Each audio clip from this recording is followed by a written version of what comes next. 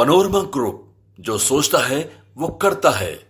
नमस्कार, आप देख रहे हैं न्यूज हाट। मैं कुमार कुमार। दिल्ली सरकार के 100 दिन पूरे होने पर जो है लगातार दिल्ली सरकार जो है रिपोर्ट कार्ड जो है जारी कर रही है। इस रिपोर्ट कार्ड में आखिर दिल्ली सरकार ने इन 100 दिनों में क्या काम किया है, इसको लेकर कहीं ना कहीं वीरेंद्र सचदेवा ने साफ कहा है कि जिस तरीके से जो आम लोगों की सुविधाओं को लेकर जो जन योजनाएं थी, उसको लेकर कहीं ना कहीं दिल्ली सरकार ने 100 दिनों में काफ़ी काम किया। चाहे आयुष्मान योजना की बात हो, चाहे वो गर्भवती महिलाओं के पोषण किट की बात हो, चाहे वो स्कूल के नए कानून लाने की बात हो, चाहे वो जो सड़कों की बात हो, चाहे वो जल बोर्ड की बात हो, इसको लेकर कहीं ना कहीं वीरेंद्र सचदेवा ने साफ कहा है कि 100 दिनों में काफ़ी काम जो है वो दिख रहा है, लेकिन आने वाले 5 सालों में काफ़ी कुछ दिल्ली का बदलने वाला है। इसको लेकर वीरेंद्र सचदेवा ने क्या कुछ कहा है, वो सबसे पहले सुन लीजिए। कल 30 मई को दिल्ली में भारतीय जनता पार्टी की सरकार के 100 दिन पूरे होने जा रहे हैं। तो दिल्ली के मुख्यमंत्री श्रीमती रेखा गुप्ता का रिपोर्ट कार्ड जारी करेंगे, लेकिन जनमानस में नजर आता है पिछले 100 दिनों में एक पॉजिटिव इमेज के साथ भारतीय जनता पार्टी की सरकार दिल्ली की सड़कों पर नजर आई। ये एक प्रोएक्टिव सरकार है, जो समस्या के विकराल होने का इंतजार नहीं करती, समस्या को देखकर खुद उस पर रिएक्ट करती है। इसलिए मैं इस बात को बड़े आश्वासन से कह सकता हूं कि पिछले 100 दिनों में जिस तरह से हमारी सरकार ने काम किया है, तो निस्संदेह हमारा काम ही हमारी पहचान बन रहा है। दोस्तों, दिल्ली में अरविंद केजरीवाल के 12 साल का कुशासन हमने देखा है, लगभग 11-12 साल।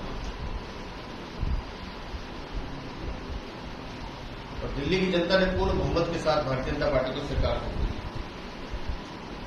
ये ठीक है, 15 साल कांग्रेस के और 12 साल अगर हम केजरीवाल के लगाए तो 27 साल का जो कुशासन है उसको दूर करने में थोड़ा समय लगेगा। और इसलिए 100 दिन के आकलन पर हम सरकार का रिपोर्ट कार्ड भी नहीं बनाना चाहते, लेकिन यह तय है कि 100 दिनों में इस सरकार ने जिद दिखाई है, एक जुनून दिखाया, एक शिद्दत दिखाई है काम करने की, लोगों के बीच जाने की, जिसकी हम भरपूर सराहना करते हैं। इस सरकार की जो सबसे बड़ी उपलब्धि जो मुझे नजर आती है, पिछली सरकार जब केजरीवाल की थी, वो हर विफलता के लिए कोई ना कोई बहाना ढूंढते थे और दोषारोपण की राजनीति करते थे। इसने नहीं करने दिया, उसने नहीं करने दिया, कभी एसडी साहब दोषी है तो कभी केंद्र सरकार दोषी है तो कभी नगर निगम दोषी है, मतलब दोषारोपण करता है। लेकिन सौभाग्य से अब जो रेखा गुप्ता की सरकार है, ये सरकार प्रोएक्टिव होकर काम करती है, समस्याओं को दूर करने का प्रयास करती है, उनसे लड़ने का प्रयास करती है, उनको उसका निवारण करने का प्रयास करती है।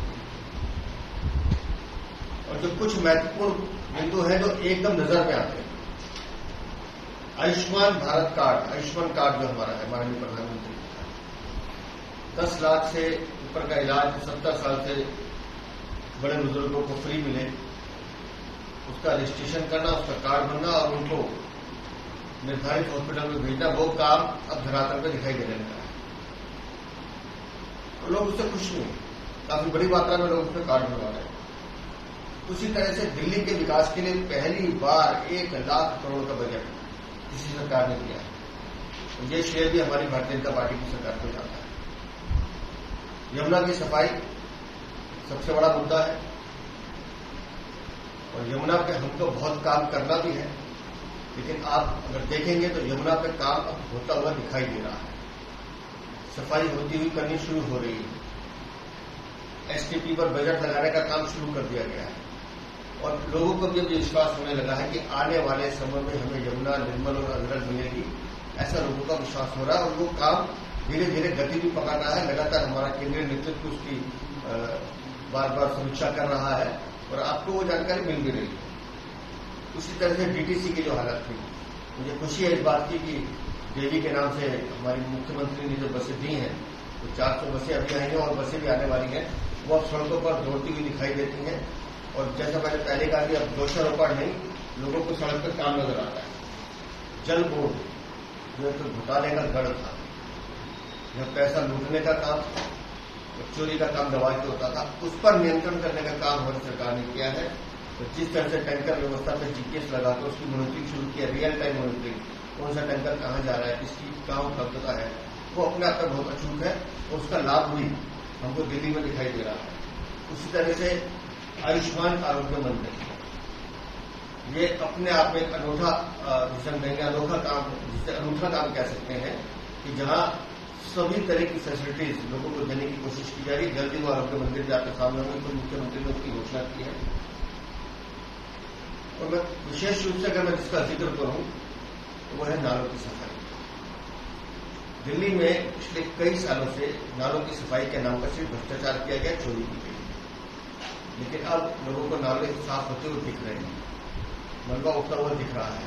और सड़कों पर भी जिस तरह से सफाई अभियान अभी शुरू किया है, उस सफाई अभियान का एक परिणाम दिखाई देने लगा है। लोग मानते हैं कि हाँ, दिल्ली में सफाई व्यवस्था बेहतर हुई है।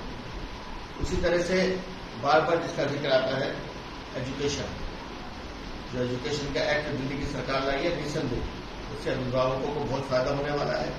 जो जिस फीस, बढ़ी हुई फीस के मुद्दे से वो परेशान है, उसका भी हल सरकार निकालने की कोशिश की जा रही है। और एक विषय जिसका बार बार जिक्र आता है कि महिला सम्मान योजना, तो मैं आपको निश्चिंत करता हूं, लगातार ये सरकार अपनी इस योजना पर काम कर रही है। बजट का आवंटन कर दिया गया है और शीघ्र ही एक समयबद्ध सीमा के अंदर ये योजना भी हमारी बहनों के लिए होगी।